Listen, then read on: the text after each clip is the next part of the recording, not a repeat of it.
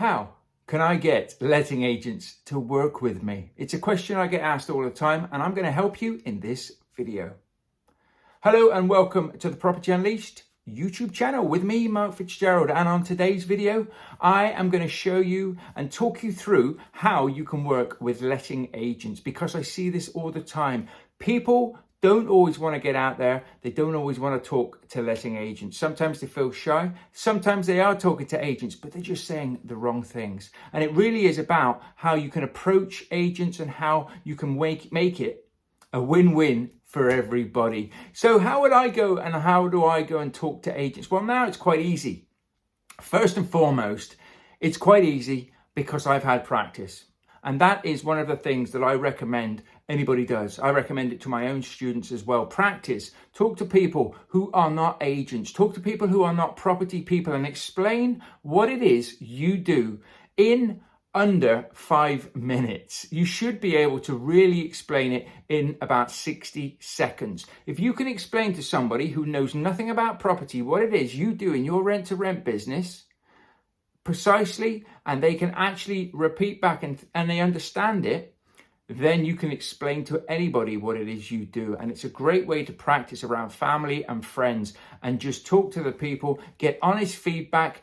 And if they criticize you or they don't get it, don't take it as, oh, you're not listening, you don't understand, or anything like that. Take it as constructive feedback. Take it as constructive criticism.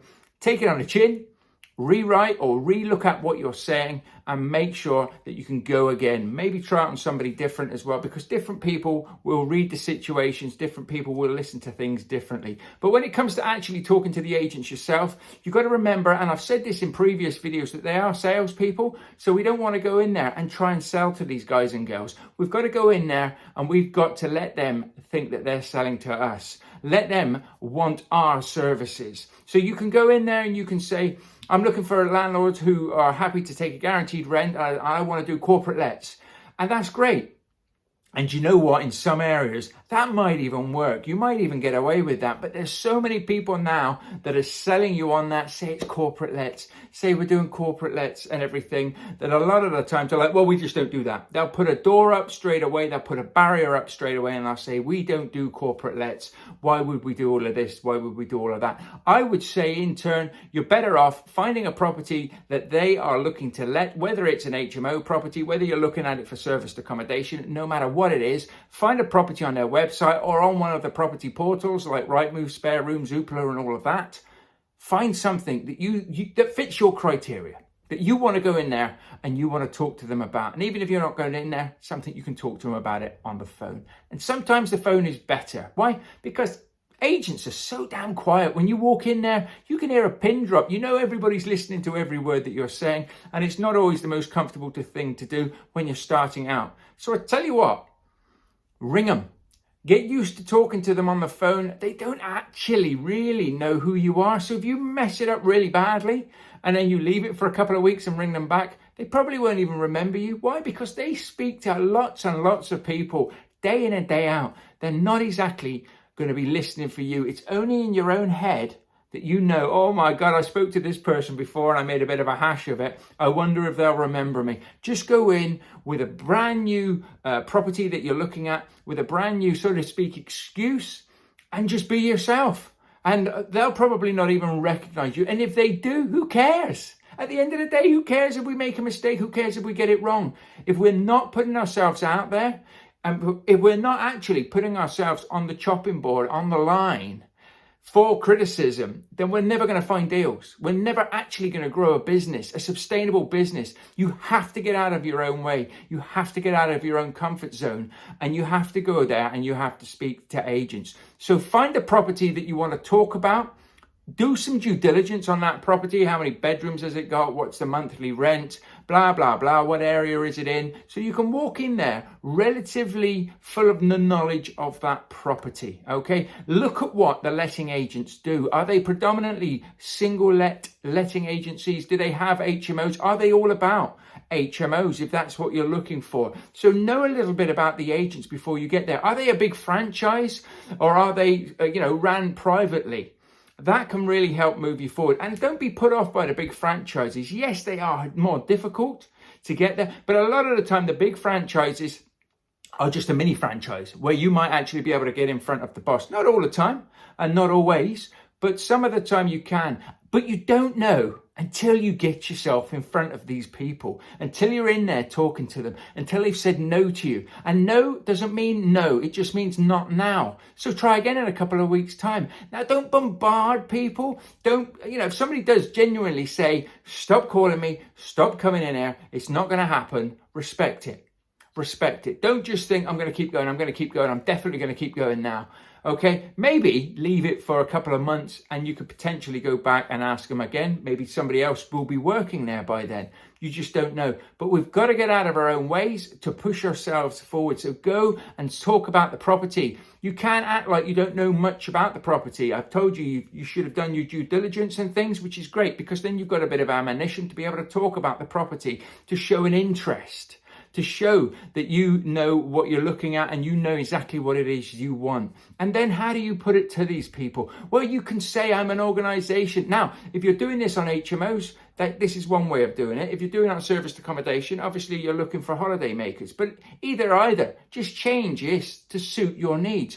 But you want to go in there and you want to say to people, I have a business now where we house people. So let's say we're doing this for HMOs. We house people. We have a lot of tenants who want to stay in our properties, but we don't have enough properties for them. So we have a little bit of a waiting list, which isn't a lie, because even if you're just starting out, you are going to do such a good job that you are going to have a waiting list. I have a waiting list now. I have a list of tenants who want to be notified when a property or when a room becomes available. Now, they may not necessarily be in the right position to be able to do that if they've just signed a contract or whatever, but they have asked to be on an emailing list and to be messaged and emailed about rooms that are coming up. But that's a system and that's a whole different video. But that's what I do in my business, my rent-to-rent business. So you want to go in and you want to be saying, we've got a lot of tenants, we've got to build up a tenants, we've got a waiting list, we're looking for more properties. What we tend to do is, we obviously want to look after our own tenants, we want to look after our own people.